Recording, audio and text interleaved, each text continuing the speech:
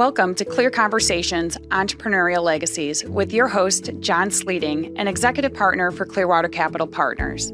Join John and his guests on this exclusive journey behind the scenes of extraordinary entrepreneurial families. In this series, we will dive deep into the stories of John's guests, who generously unveil the paths they've walked, the challenges they've overcome, and the wisdom they've gained along the way. Throughout these conversations, we explore their achievements beyond mere recognition, disclosing the distinctive perspectives that have shaped their entrepreneurial journeys. We hope you enjoy. Welcome to Clear Conversations, Entrepreneurial Legacies. Today, I'm joined by John and Stacey Pitzaferro. You are not going to meet a more inspiring, challenging, encouraging couple than they are. They're dear friends. They mean the world to my wife and our family. I've been just so encouraged to be part of their life now for going on a dozen years. And I have learned so much, and I've been looking forward to recording this episode since I really had the vision and the idea and the thought about doing this podcast. When we talk about entrepreneurs, they're serial entrepreneurs. And when I say they, it is a family and a team effort that you'll hear and learn from. When I say entrepreneurs, they've tried and failed and tried again and continued to learn. And not everything works out, but success in the persistence and the grit that they bring to themselves, in the intelligence, the strategic mindset, and the huge hearts that they have, can't help but to affect you like it has me. So let's begin. John and Stacey, I'm so excited that you're here today and we're able to pause and for you to share your story. What you've meant to Melissa and I, or Missy, right? I've warned listeners before that if I use three different names, it's the same single wife. But the two of you have challenged us, inspired us, encouraged us. We've learned so much from the two of you. We hope we've given back a bit in return, but you both mean so much to me personally and to our family. So thank you for taking the time to share your story, which I'm confident will encourage and inspire others. So we're going to dive right in and get going.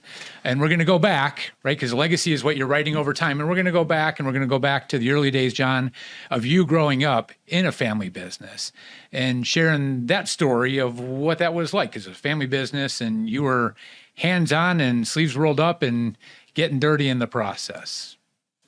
Yeah. So going into my story, started working when I was probably 11 or 12 years old at our family restaurant, which became a banquet hall only. And my mother shut the restaurant down when I was 9 because my dad died when I was 9. And so she was a single mom and had to take care of us. And she was able to spend a little bit more time with us because she shut the restaurant down. So we went just banquets. And so it was weddings and showers and anniversary parties, that kind of stuff on Friday, Saturday, and Sundays, pretty much every Friday, Saturday, and Sunday, and, cleaning and prepping during the week. Mm-hmm. So, I grew up working in there and learned to work hard, not maybe smart, but hard, and realized I do not like the restaurant business. I love restaurants. You could tell I like to eat, but not necessarily working in the restaurant. So I had a moment. Something about chickens? Yeah, you probably don't know what a tilting skillet is, but a tilting skillet is about half the size of this table. And you can cook anything in it. It's about 12 inches deep. It's got a crank on it, so you can dump it out. You can put oil in it, and fry in it. You can put water in it and boil in it. You can, and I was cooking about 1,200 chicken breasts in that. And about halfway through one day, which I had to do every week, by the way, I decided, I don't want to be standing in front of this tilting skillet for the rest of my life. If I'm lucky, I'll have like 2,000 chickens to cook. It was just not what I wanted to do. So, so I decided to leave the business. But and so we'll come back to that in a bit more. And then, so Stacey, your upbringing and your family situation and work and your experiences early on. Oh gosh. So graduated high school, went Catholic high school, but our background was pretty. I used to think we were middle class, but clearly we were a little bit lower than that. So couldn't afford to go to college. Went in straight working, just retail kind of stuff, and some management things, positions, and then decided to go to junior college, take some classes, and then that's where I met John. That's where you met John. Yeah. So it was one of those decisions where I thought that I missed out on going to a 4-year school, but ended up meeting, the love of my life here. So yeah, it's pretty awesome. So that was, you're about the same age, right, at that Right. point in time, and starting out in college and then meeting. And then from that point forward, it's all sunshine and roses, right? I mean, there wasn't a Yes. hardship in the mix at all. So Stacey, what was your first take of John? Like, what was the impression that he left with you early on when it came to this path of his dreaming and his entrepreneurship, and Okay. what that meant and how you viewed him from those early days? So we dated for about 3 years, got married. We were young. So I was 22, he was 23. Then he was still working at the banquet hall, but displeased, with that and wanting something more. And he was never big into reading or books, but suddenly just got hooked on Tony Robbins and wanted to better himself and started reading books and self-improvement and tapes and listening to cassette tapes every evening. And so it was just inspiring to see his passion come out about dreaming about the future and what was possible. And I just, I believed in, not that he had a clear vision of what he wanted, that kind of started to come through, but that he could do this, He could do this, yeah. So, and I just was on board and, Team John. So, Yeah. yeah. And so the academic side of it, right? The in-classroom, that's for some people, right? Right. But it was more the hands-on learning, right? The books, the listening to the tapes, the life experience. So at that point in time, right, in early 20s, that stimulation, that intellectual curiosity, what was like the trigger point that prompted that to say that's going to be a path towards your development? So we had office hours at the banquet hall too, but because you have to sell the wedding. So I would be in the office from 4 to 9 o'clock at night.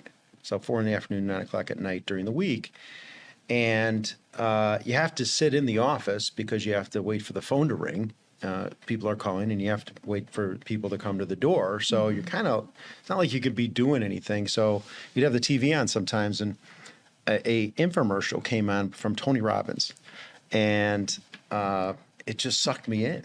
I got just taken in by it. I'm like, hey, there's actors and senators and politicians. They're all listening to this guy. I'm like, maybe I should listen to this guy. And so I got sucked in, and I think it was $299, which back then was like $500,000 today for me. Like it was $300 was a lot of money.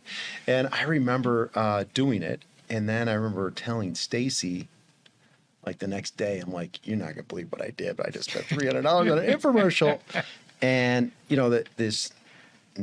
it was 30 days to unlimited success, I think it was called. And it was a tape you got to listen to every day, and you journal. And I started doing it, and it changed me. It was like leaders are readers, and you got to read. And as I think I told you in the past, like prior to then, so I was 20 something at the time, I had read 2 books in my life, The Island Stallion and The Island Stallion Returns. They were both in 6th grade. So in high school, I didn't read any You books. took a little bit of break then. Bad, really, really bad. So I just started, I had like an insatiable appetite to read. I just started reading, Dale Carnegie and, Zig Ziglar and, kind of self-improvement, self-help kind of books. Yeah. And, As a Man Thinketh, and just just different books. And, then, fast forward, I've just always been reading books. Stephen Covey was a big influence. And so, so that, that's how I started on my journey to start bettering myself and creating goals for myself. It's one thing to read it or listen at a conference, take in information, but it's different to go back and apply it and say, here's what I learned today, and now I'm going to go back and apply it. So within 30 days to success, right? And that's a pretty fast cycle time. Yeah. In taking that in, what did you change actually in your actions, your behaviors? I changed my neuro associations. I changed my thought patterns about I was too young to do anything big. To youth is power. And I just, I worked harder at not going to work than actually going to work back when I was young at the banquet hall. I hated going to the banquet hall. I hated going to it. So I would work harder at not going. And so I just decided, you know what, I'm going to go all the time, all my waking moments, I'm going to go there and work. If I got to clean the floors, whatever I got to do, I'm just going to go there and work. And people saw a change in me, John's here, he's never here, So, I just changed my thought patterns about work and my thought patterns about being effective, about having goals to achieve. I never had any of that, And Stacey, did you witness this change then too? I mean, was it that evident and that actually dramatic of a shift? Yeah, definitely. And I could see more discipline in, and purposeful, his actions towards what he was doing and his intentions. And then I think what became evident through that was for John, if I'm not misspeaking, is just he doesn't have to stay at the banquet hall. He can, go out and find something or create something himself.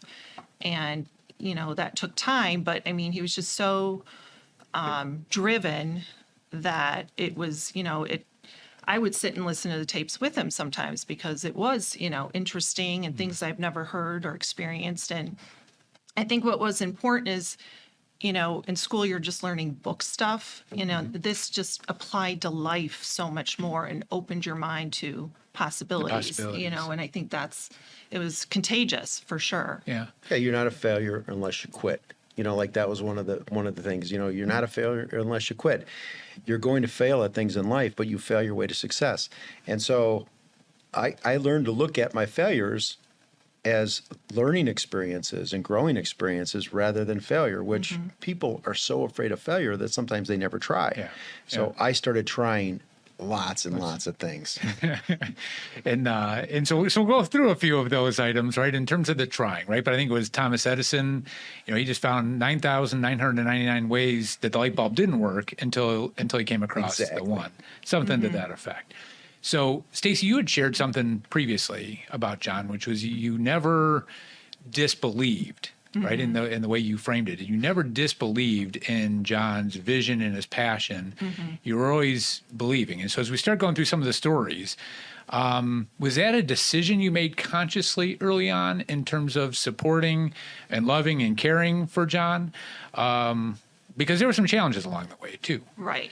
So that disbelief, the choosing not to disbelieve, right? To believe in John, was that a conscious decision or something only upon reflection later? I think looking back at it, reflecting, I just believed in him. I think it was, his passion and being so driven to accomplish something that I just believed. I just was there with him and, knew he could succeed and get there.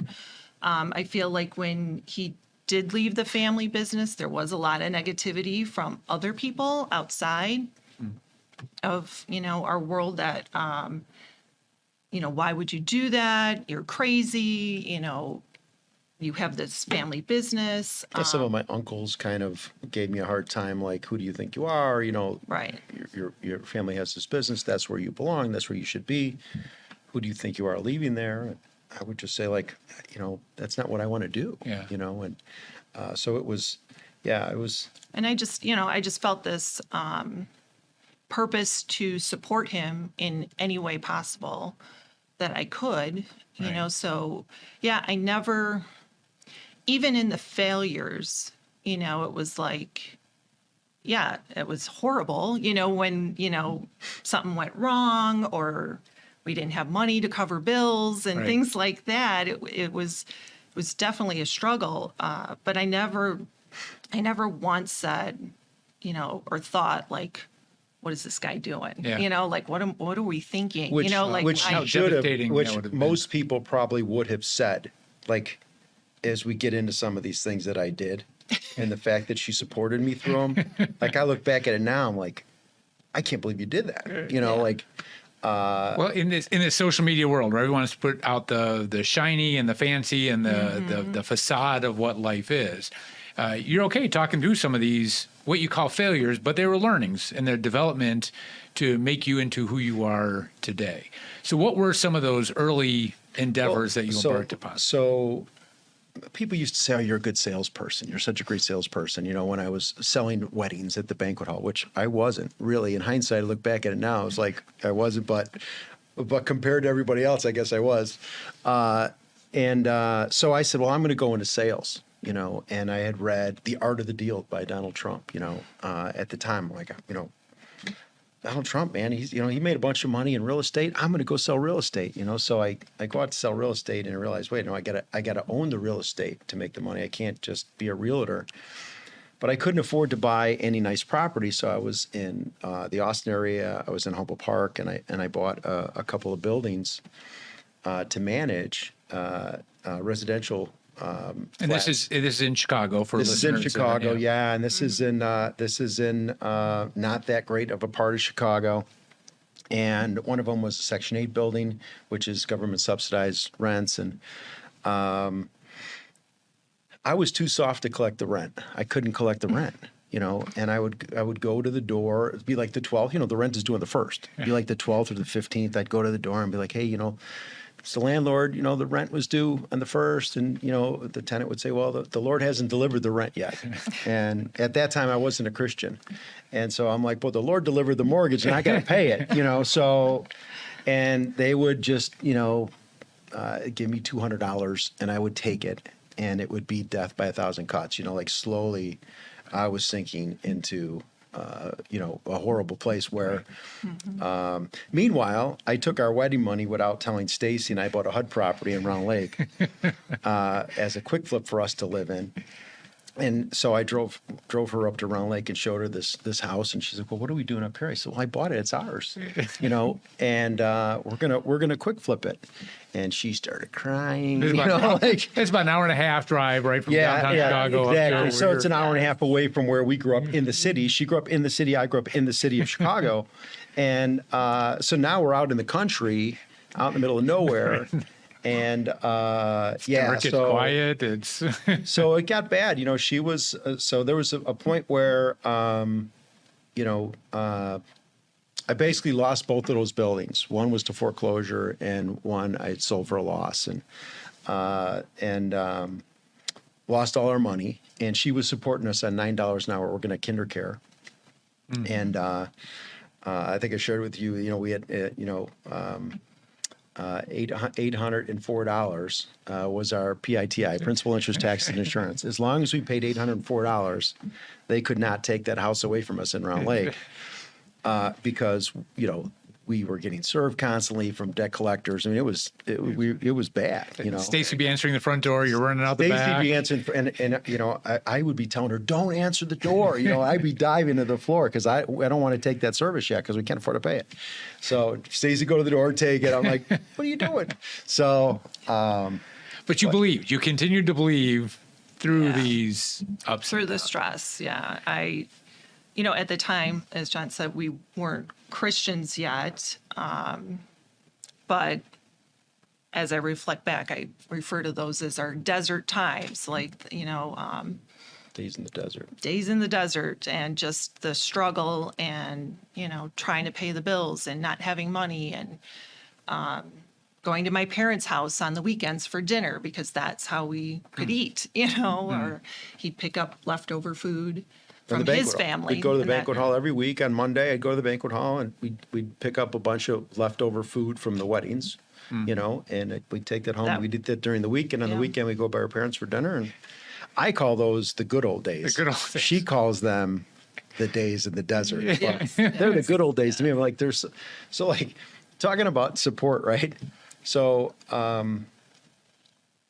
I had to get a job, right? So I started. Well, first, I decided I was going to start selling multi-level marketing telecom, long distance service. Back in the day, you had to pay for long distance service. So I get into this pyramid scheme. I'm like, oh, we're going to make $1 million, and I sign her parents up. Her dad, he's a pretty frugal guy, German. So he's like, what are you doing? I'm like, oh, we're going to save you money, Dad. Don't worry. So he signs, he calls me the first month. He's like, my bill is double. What are you doing? I'm like, I don't know. I call up and they're like, yeah, so pretty quickly I realized that was a scam. But Stacey supported me like in that, so then I get a job in payments and I start working in credit card processing, and I'm working for this company and they're not paying me. It's a straight commission job. Mm-hmm. And I'm selling a whole bunch of accounts.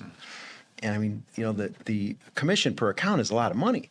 And I would go home and tell Stacey, I did it. We're going to be rich. This week alone I made like $1,800, and things are so good. But I didn't get paid yet. That's what the commission would be. And then a week would go by, and another week would go, and the fourth week, still no commission. And she's supporting us at $9 an hour.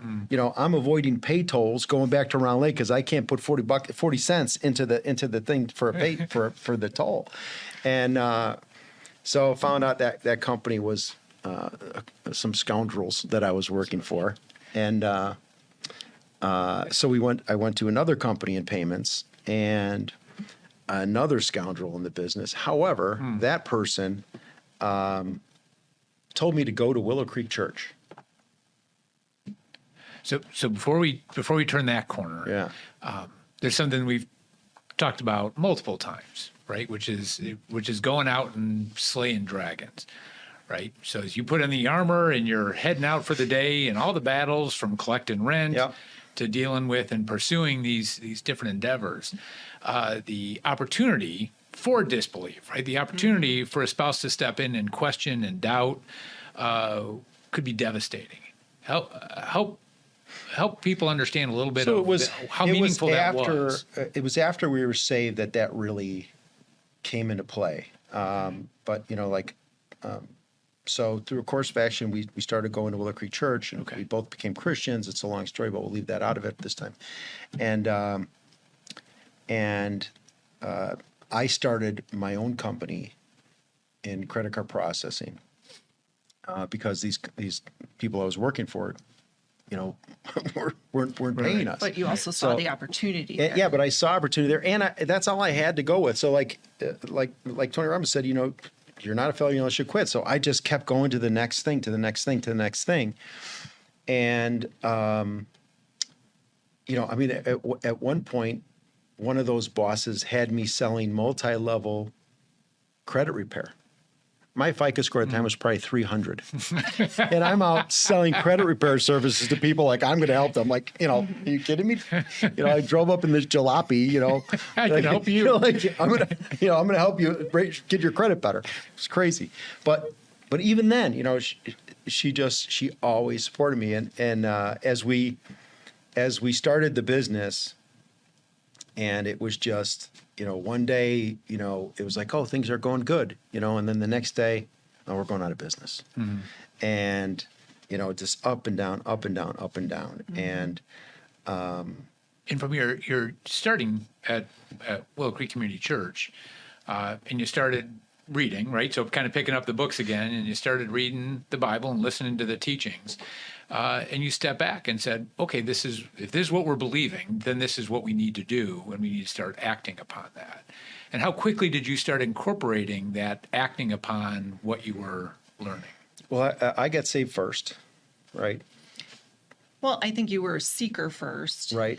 And then we both went to church at the same time. It took a lot longer for me. God had to intervene to get me to go to church.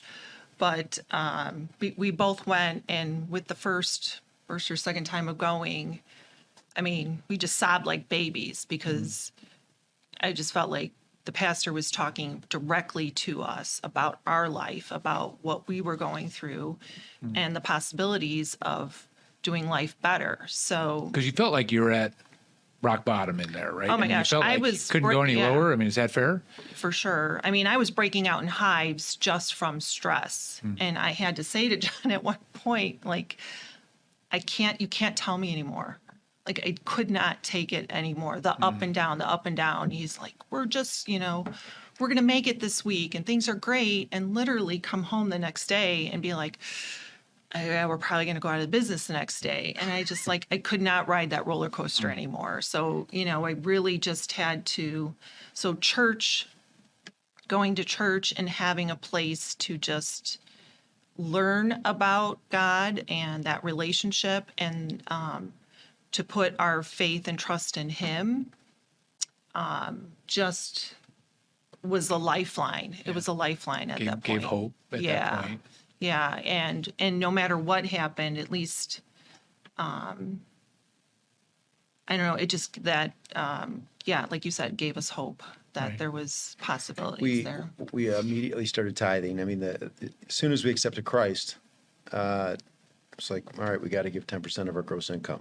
And Stacey was managing the checkbook at the time, and I remember telling her we're going to give 10% of our gross income, and she was like, don't you think God wants us to pay off these credit card bills? Like, don't you think God wants, and I'm like, yeah, but He wants us to do it with 90%, not 100%. 10% goes to Him. We got to do it with the 90%. And it took her a little. What that's what was great about church for us, or at least at Willow, was it was so practical too. Everything, we learned about the Bible, but we also learned how to apply those to our lives and what we were going through. So when it came up to tithing, and I was like, such a foreign concept to me, and yet, and I'm looking at all the numbers and everything in red, how much we owe, and we debated about it. It wasn't a fight or an argument, but we debated about it. And, eventually I was like, again, his passion for what he was learning came through. And I was like, all right, and we'll figure it out and we'll do it, because that's what you want to do. Not necessarily that I believe that part of it yet, but, I just with his leadership, I just felt like that was the right thing to do. And there was steps of obedience in that way, Right. right? For lack of a better term. A lot of people would step back and be like, well, the church wants your money, right? That's, a lot of, people would look at that skeptically and say, well, the church wants your money. Now you're giving them the money and not paying your credit cards. But you still paid your credit cards. Right. And eventually it took longer, and you still honored those commitments in terms of delivering that, because that was just as important as also the steps in tithing. And then some people would step back and say, well, then this is what's called the prosperity gospel, right? You start doing these things, and then all of a sudden life gets good. And it doesn't get good instantly. It doesn't mean that there's hardships that go away. Right. But it is the small acts of stepping forward and saying, well, this is what I believe. Right. And I've got to follow it. Otherwise, you are in conflict. You're out of integrity with your own self of saying, here's what I believe, but I'm not acting upon it.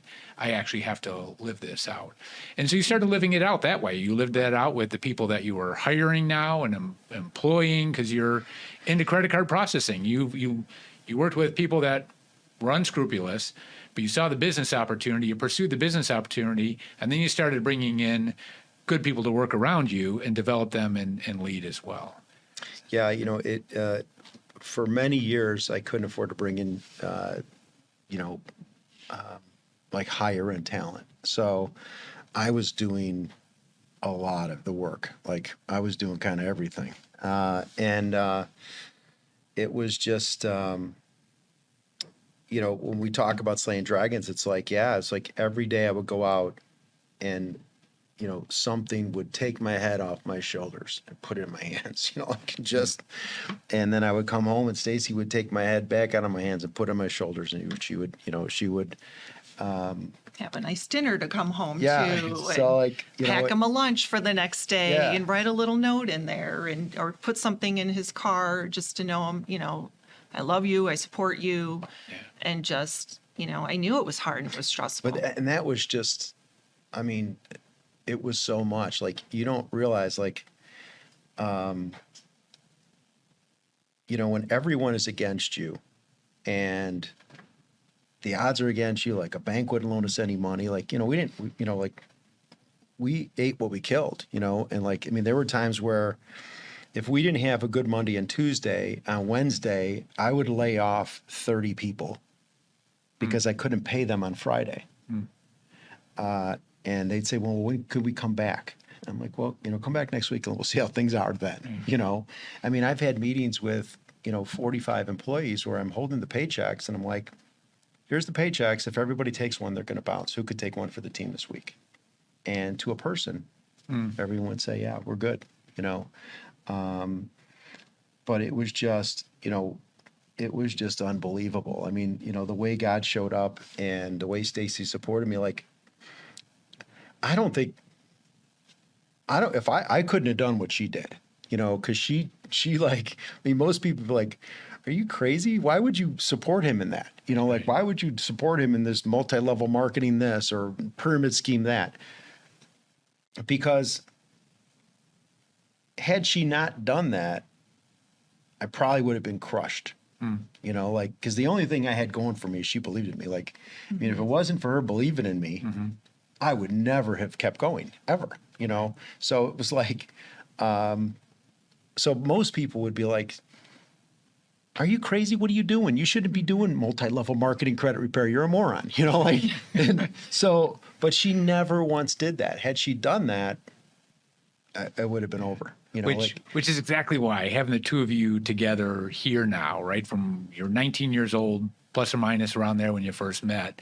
But so much of your story is the story of the two of you together, because there's things you wouldn't be who you are, John, and what you've done if it wasn't for Stacey. And Stacey, you wouldn't be who you are if it wasn't for John and your relationship. Exactly. And just observing that through our friendship is enormous, right? So having the two of you together, this is your journey.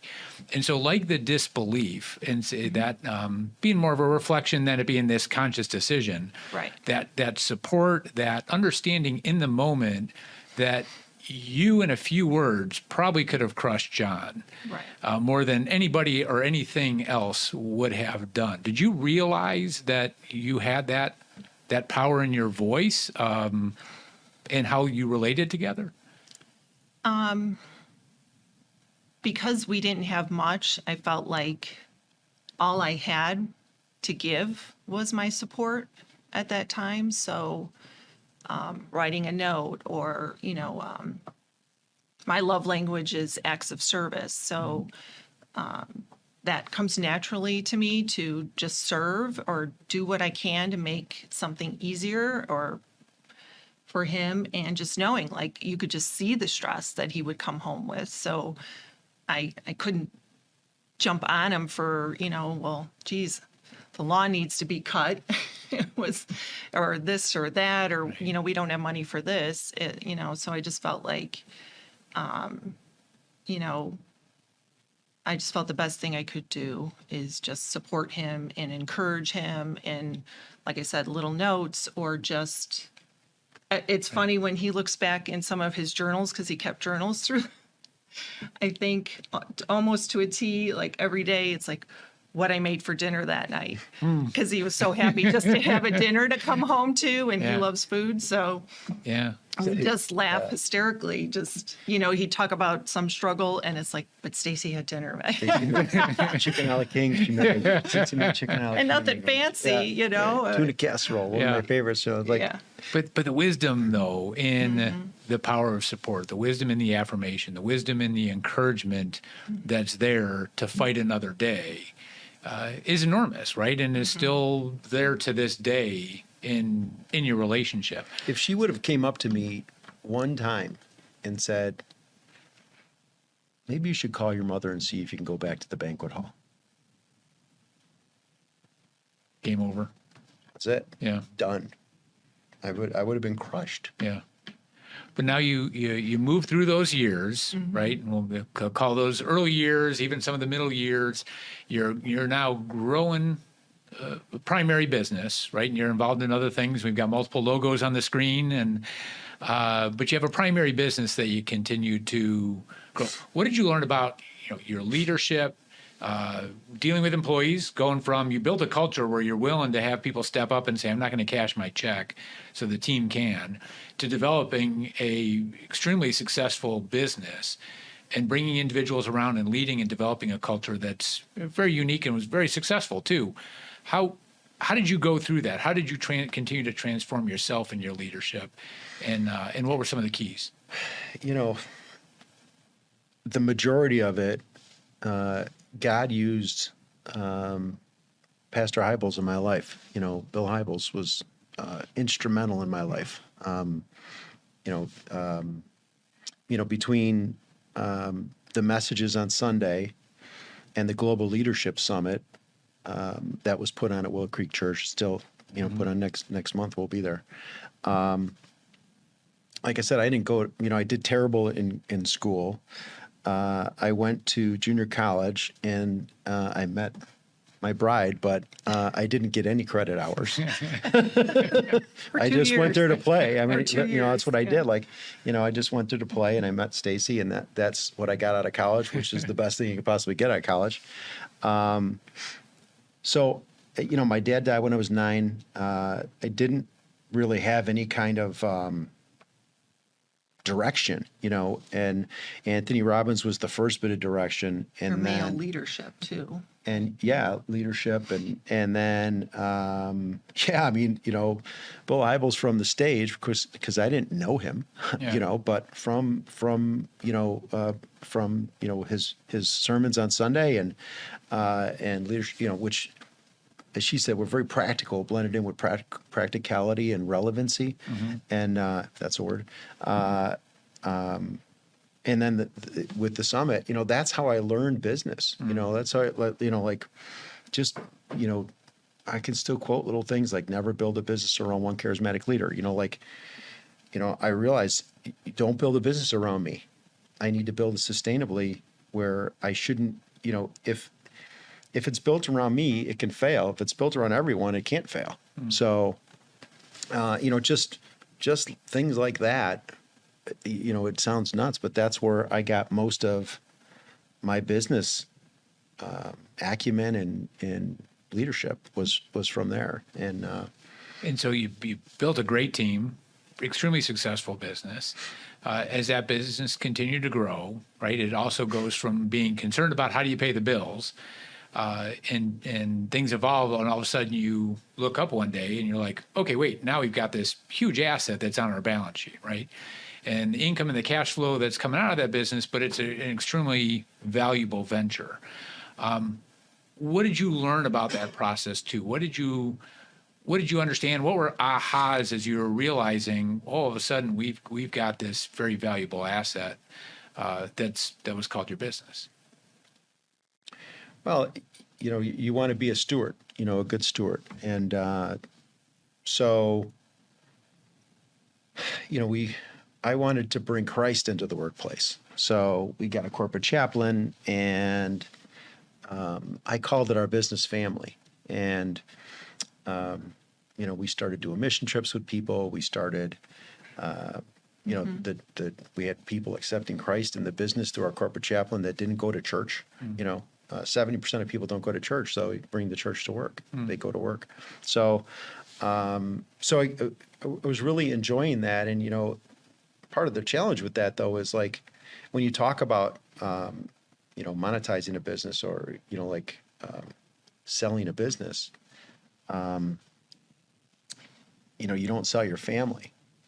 And I was calling them my business family, and I still feel like they are. And so it was a humongous decision. And I went on sabbatical. I circled myself with strong Christian friends, you being one of them, that as you recall, I asked you guys for advice, and I asked you actually to give me, when I went on sabbatical, I asked you guys to give me some practical scripture, some whatever you wanted to give me that you thought would be beneficial to me. And a lot of you guys showed up and gave me this information, and I went on sabbatical, and I got the message. Yeah, it's time. One way or another, I wouldn't be leading that business at some point, one way or the other. Either I die, or none of your 4 children wanted to be in the business. It wasn't a family they're too young business anyway. succession. Like at the time, my oldest was 20 at the time, 21 at the time, and I don't think she had no desire at all, and I mean, other things can take you out too, So I have this kind of thing another thing I learned from church was man's law and God's law. Man's law can be changed, shifting shadows, right? Mm-hmm. God's law can't be changed. Like God's law is push-ups, right? If I tell you I can do 20 push-ups, I can either get on the ground and pump out 20 push-ups, or I can't. That's God's law. Man's law is, I can lie about it and, fake it. So I kind of applied that to business. There's natural law business, like, God's law business, mm-hmm. and then there's man's law business. I kind of view the industry I was in, payments, as a man's law kind of business. It can be changed very quickly. Mm-hmm. We can be disintermediated by larger players. Visa, MasterCard could change their tune on how they do it. The government could intervene. Google Pay and Samsung Pay and, Apple Pay, and everybody was coming in, and it was like, something could really take us out. And I felt like, after going on a sabbatical, I felt like, it's time to bring in another big partner to, grow this thing to another level. Right. And so that was the decision that was made, and that's what we did. So, and we'll come back to the transaction itself, just to help people understand they're navigating, because a lot of times entrepreneurs will start a business and have an event, right? And it's a one-time, once-in-a-lifetime type thing, right? Versus having maybe a few opportunities for going through an event. So just sharing a little bit of the perspective on the event. But before we go there, the sabbatical, the retreat time, your process in this, to go back, if I understand correctly, Stacey was observing you just being in conflict with yourself in some ways, thinking about your business family, thinking about strategy, thinking about financials, and all of these items. So Stacey, how did you view John and what he was processing? Because you know him better than anybody else. Mm-hmm. And how did you encourage, support, and lead him then in your discussions so that he could get that clarity? Well, I think prior to, he's gone through this a couple of times where he'd get close to maybe it's time, but then it wouldn't happen or the situation would change. And then this time it seemed more real that, this was a possibility, but you could just see he was like tormented by the fact that this was his business family and how this would affect them. And, there's so many relationships there that, we've come to love these people, friends there. They're, like family. It was family. So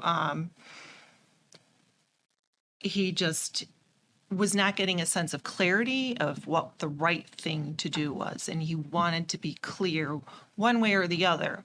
Right. So whether he got clarity at the sabbatical to keep the business, then that would have been fine. By the way, it was her idea for me to go on sabbatical. Well, that's what, John just. So seeing him struggling and day by day and talking to people and asking, mentors and friends questions. And I just said, you know what? You just need time by yourself with God. You need to get away. Interestingly enough, right where we live, there is a retreat center, but he would have been too close to home. I said, no, you got to go at least an hour away. So you can't, just pop back home and spend a weekend there. And, with your thoughts, bring your Bible and just, sit and be still and let God speak to you and give you clarity that you wanted. It's almost like I think you wanted permission that it was okay to let go of this business. Like he said, knowing that with the corporate chaplain and, just the effect and, all the things we've done with the business, it was fantastic. It was like a lot of good things going on. So it was hard to let a lot of that go. But just in finding that peace and slowing down. We talk about the social media world, but just the pace of how life happens, right? And the kids growing up, the pace of business, the demands, the nonstop with smartphones, and still carving out that time to just be still, be quiet, listen, reflect. That deep work seldom happens on a day-to-day basis. And yet the most important, the big decisions, the clarity of what has to happen for strategy, for leading the business, for potentially selling the business, all that has to emerge from actually the lack of activity and being reflective and processing through that. So when you got to the transaction itself, what were some of the lessons learned that you went through that, and not even do differently, but going, okay, this is how this works, and what did you have to do in advance leading up to the transaction, and then at the transaction, and maybe we can talk a little bit about following it. Well, I'm still under some covenants, so I probably can't say everything I have to say right now. Right. But you definitely learn a lot in your first transaction. So I would say don't, not that I am naive, but you can't believe everything that private equity companies would tell you, this isn't pointed at any particular company because we talked to several, many before we did our transaction, and everyone was talking about, we're going to collaborate and we're going to this and that, and they kind of don't really want your opinion after it's done, I don't think, But when they're talking to you, it seems like they do. But yeah, I mean, I've learned some legal things that you're not going to get into right now, but I definitely learned some things in the transactions in the transaction that we did, but I mean, I don't really have any nuggets that I can share right now. Okay. Well, then we're going to shift gears a bit. Yeah. Because one of the things that you did back when you still had the business was you created a charitable entity. You created an operating charity called MyWell. Take us through that story a little bit, because that inspiration, again, came from hearing a story of another, right, that you were inspired by. So share a little bit of what MyWell is. So I was inspired in 2004. I mean, going way back, 20 years ago. I just wanted to process. I wanted to use the gift that God had blessed me with, this business. For a kid who grew up in the northwest side of Chicago, didn't go to school, to be where I was back then, I was just so grateful to God for what He had blessed us with. And I mean, Stacey and our kids, and just so I said, I want to use my business to bless my church. I was so grateful to our church. I can process the transactions, the credit card transactions at the church for my cost and save the church money. So that was my first thought. Let's do that for my church. And long story short, we did it for our church, but it wasn't as easy as I thought. Sometimes when it sounds too good to be true, people don't believe you. When I went to the church and I'm like, I'm going to do this for you for free. They're like, yeah, we're good. We don't want it. I'm like, what do you mean don't want it? And so eventually I convinced the church CFO that, yeah, you should do this. And we started saving our church about $50,000 a year, which $50,000 a year is a lot of money. So, if another year or two went by and I started thinking, well, I could do this for other churches. it really was no sweat off my back. It wasn't like, I don't view it as like I was doing this great thing. I was just using my business to process for the church. We just didn't make any money on the churches, but we were making money on the businesses. Yeah. So I didn't need to make money on the church. And so, we started doing that for more churches. And then I hired a person to actually go out and give it away to churches. And we started doing that. And then, but it was and it was also very strategic, right? I mean, it was heartfelt, the vision for it, the leading, and then it was, now how do you do this and how do you do it really intelligently? How do you approach it? Because the timing-wise of actually creating the operating charity was right before the tax cuts. So you're getting the maximum benefit by creating the operating charity and funding it by doing it at a point in time when tax rates were higher than they actually are today. So the strategic nature of what you created and the timing of that and the thought process was to not only say, here's the vision and here's the heartfelt of how I can give back, but then also turning around and saying, and now how do we do it really, really smartly, right? Which is what I love. It's that you've got this heart and the head that comes with it in terms of, well, where's my heart at for people? And yet at the same time, how do I go be really strategic and excellent in about how you're doing that? Yeah, so we carved, so then when I really started getting serious about it, when it started being millions and millions and millions of dollars saved for churches, and then the Global Leadership Summit asked me to do a grander vision story on, it was called My Well, and I really wanted it to be called Our Well, because it's not just my well, it's our well, but I was inspired by an organization called Water4, and it was an organization that has a well drilling business, and then a couple months out of the year, they're going to Africa and drilling wells for free with their knowledge of well drilling. And that's when I really was inspired, like, I can use my business to bless all the church, And so that's when I got serious, and we created mywell.org, and we created a non-for-profit, a 501c3 non-for-profit, and in full disclosure, I'm on the board. Yes, you've asked and me. we carved that out of the transaction when we did this transaction with my payments company, and of course the companies that were looking at us did not want to carve that out. They wanted that because they were looking at all those churches and thinking, wow, the churches weren't paying any margin. So they're like, we can just increase the margin a little bit and they would make a fortune. Right. That's called lift, by the way. There's in the private equity world, that's called lift. And like, you know how much lift we have there in that not-for-profit thing you got? We want that. I'm like, yeah, you can't have that. And I had to explain to one of them what gnashing of teeth was, but we'll talk about that another time. But I spoke at that GLS conference back in, I think it was 2013, maybe something around there, or 2015, 17, maybe 17. And that really, I mean, you're speaking to 250,000 people live across North America and Canada, Canada. Yeah. And so that really got us kind of on the map for, everyone was like, how do I get that free process for my church? Right. So that really took off, and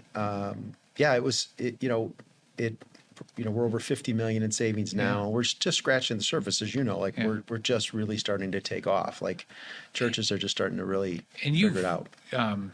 You personally contributed in to the entity, right, for hiring staff and getting things going to even do it at cost, at a not insignificant amount. Yeah. Right, and we'll leave it at that. And you've saved then by that cost differential over $50 million. You just said. So we'll stop with, you've put in less than $50 million, and yet you've saved $50 million for the church to paint the picture. Again, the strategic nature of what that means, the leveraged thought process with respect to giving, and you looking at what's in your hand. It's not a well drilling company in the States and over in Africa. It was credit card processing, but then stepping back and saying, here's something that we can approach. And you could have just written checks to churches, right? But this was so much more powerful, and the leveraged giving that it was, is, and is yet to come, given the continued and ongoing development of what of what my well is. You two are some of the most generous people that I know, whether it be strategic thought process like that, your personal giving, your tipping, right, which is very well known in terms of, because you grew up in the banquet hall and you know what it means to serve people. And so, yes, going out to dinner and taking care of the people that are serving you is a big deal to you. You feel this. Help understand a little bit more of where that comes from. Stacey was a waitress for a lot of years. Yeah. So, Yeah. you know. Yeah. So knowing what that means and to come alongside somebody and be able to bless them after a meal or wherever it might be. Talk through a little bit about that generosity and how that discussion plays out, for the two of you, but also with, your 4 adult children at this point. You want to? I just feel like I think John is naturally just a generous person. So, and like I said, mine more naturally for me is acts of service. So I kind of, because I never had money to give, so I could only give what I could do. So, but as we've, the business has grown and we've done a little bit better, and now being able to financially give is a wonderful opportunity, and trying to find different causes and things that we enjoy, and we support orphanages in Nicaragua that are, just near and dear to our heart, and then coming back, small things, just like waitresses and staff, knowing how hard that job is and how much X amount of dollars over is going to mean in their life if they can pay, an extra bill or buy something for their kids. So Right. it's important. How has the dialogue evolved with your kids? So you have one daughter who's married, the other 3 not yet, all in their 20s. How's the discussion evolved with them just over time? And I know you're embarking, right? We even talked about that could be a follow-up session, given dialogue with them. But how does that continue to play Well, out? I think we started with the kids, with Nicaragua, like taking them on trips. John was adamant that we take the whole family down there and let them see that most of the population of the world doesn't live like we live, and the comforts that we have, and to go down and serve and make meals and help kids and just play with them and just see that this is the reality for a lot of people in the world. So that was really important to us, to open up their eyes, their minds to, and have a heart to help. And so I think that was really important to us. And then I think now that we talk about charities and who do they want to support, and opening up the dialogue to them, like, what is God speaking to you in your heart? What, compassion do you have for certain charity, or, Yeah, you want to jump in? we started a foundation, and so we put the kids on the foundation board. And as you know, I had a vision for it that didn't come completely to fruition. My vision was, hey, we're going to put the kids on the board, and they're going to gather around, and they're going to dive in, and they're going to pick different charities to support, and that's what I thought would happen, because I know their hearts. But what I didn't realize is that they're young 20-somethings, and they actually have a life that they have to deal with. They got jobs, they got careers, they got just getting one has a started. husband, Yeah. they got a couple of them have serious Significant others. others, yeah, and they have a life, Yeah. and I didn't really think about that. So some of the things that I thought were going to happen didn't happen. Not bad. It's just my expectation didn't happen. Yeah. But because they were like, we thought they would really dive into this, and they're dealing with their lives. Yeah. And so they're not responding to emails on stuff like that. And so I finally had to realize, hey, I was wrong. That I can't expect them to, Just grab the torch. just yeah. like In the not same way, you pursue weren't going their to be in life. the banquet hall. When I right? was, and that's what I had to do. I had to look at myself and think, well, when I was their age, I was gasping for air. Yeah. Trying to stay alive, and they're not gasping, but in their own way they are. I mean, in their own way, that one is a CPA, and one is a NICU nurse, and one is a college student who's trying to make decisions on which direction he's going to go, and one dropped out of college and is trying to run a business, and they got stuff going on. Yeah. I really think about that. I'm like, oh, they're going to sit on the board. They're going to, turn the big dials. Turn the dial this way. We'll turn the dial. It doesn't work that way.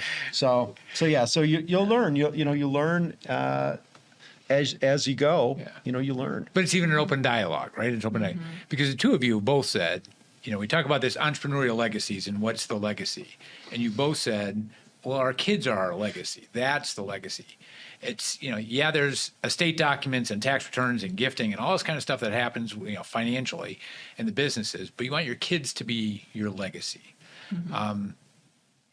How's that start crystallizing? Because that's also a work in process, right? It is. But how does that crystallize? We're a little early on that. Like we talked about, we're probably 2, 3, 4 years early to be able to really talk about like nuts and bolts of what they'll be doing legacy wise. But I mean, they definitely are a legacy. I mean, we couldn't be more proud of all 4 of them. I mean, they're just they're wonderful, wonderful kids. I mean, we're just so blessed. And we had one that had a very, very difficult bout with cancer, and by God's grace, he's good.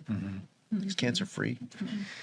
But yeah, we're just so blessed, and but we're learning our way through this. As it's this journey that we started on, in 1991 together when we got married. Yeah. It just continues, and it's just there's new things all the time, and now we have these new things about legacy and Right. Estate planning and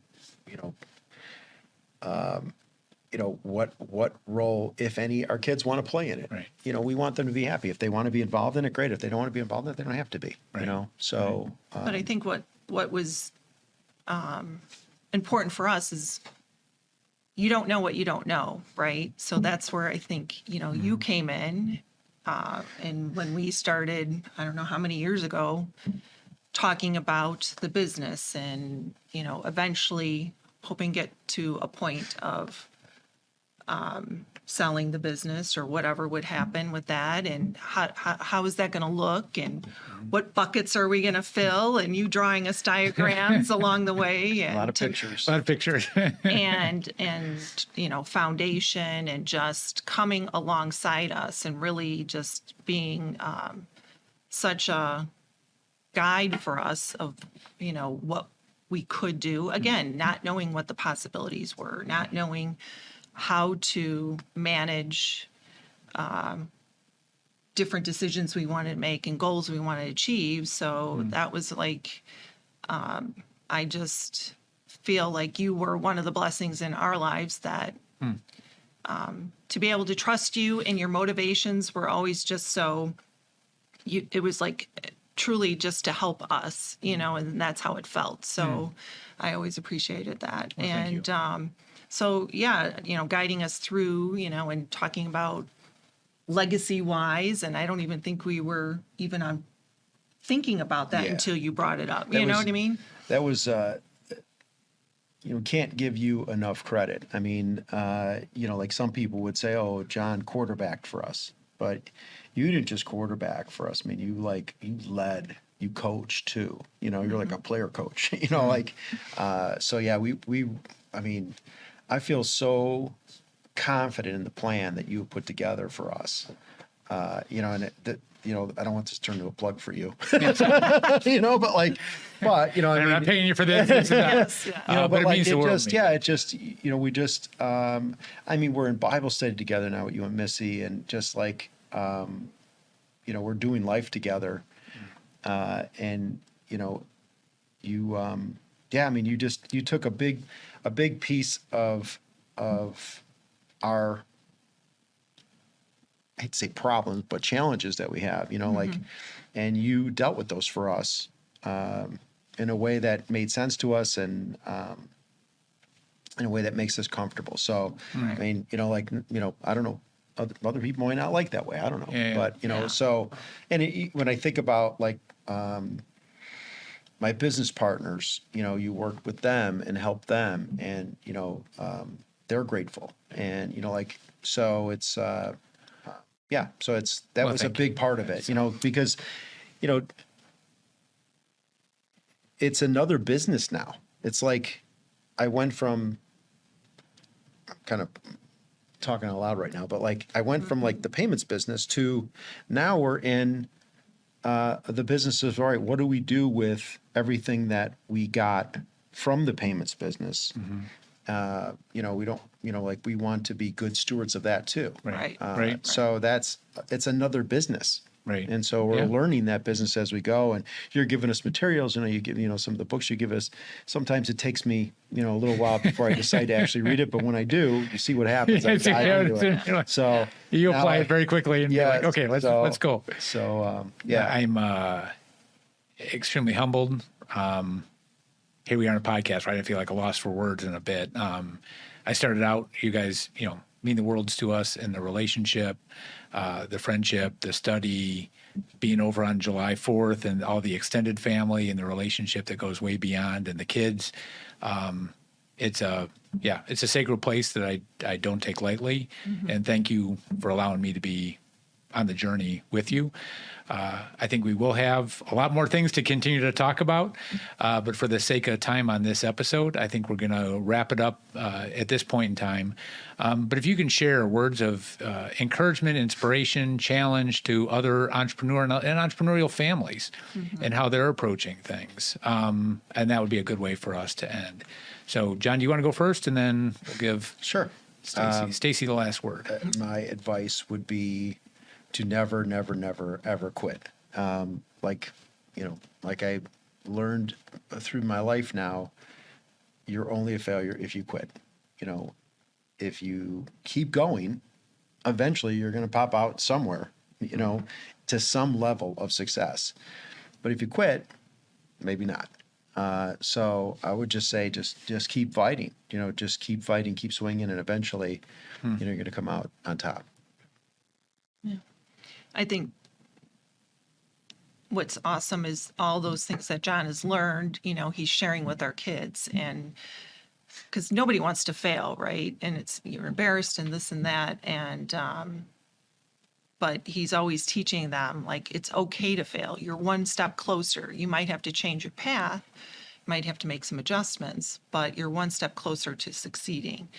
And I love that we've been able to be flexible with our kids, that, as much as I wanted all of them to go to college and have that experience, because I didn't get to have like that kind of go away for your experience, but I'm seeing that it's not for everybody, and there are different paths, and, and supporting our kids with their journey. But just as a wife of an entrepreneur, and me being, I guess, keeping things like very safe and not taking those chances.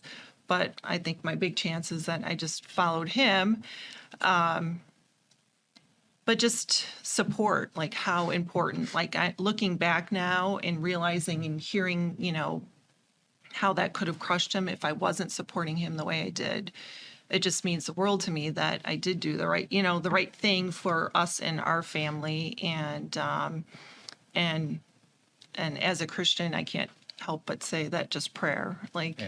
I feel like one of the most important things I ever did was pray for my husband to have good people come into his world, and that he could learn from and grow the business with, and just be, even men's group type friends. And I just feel like it didn't happen overnight, but God totally answered all those prayers, and through the years just brought strong friendships into John's world, and business people and people that he partnered with, and just amazing. Yeah. So it was just I think one of the best things I did. Yeah, So. absolutely. And the story's not over, right? Mm-hmm. And God willing, there's decades to come of the story continuing to be written. Thank you both again. So humbled. Thank you for trusting me in so many different ways, and trusting me with hosting this and you're sharing your story.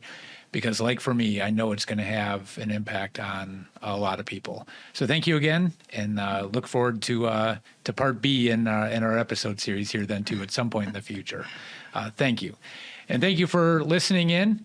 And if you want to continue the conversation, please send us an email at clearconversations@ccpwealth.com. Thank you very much.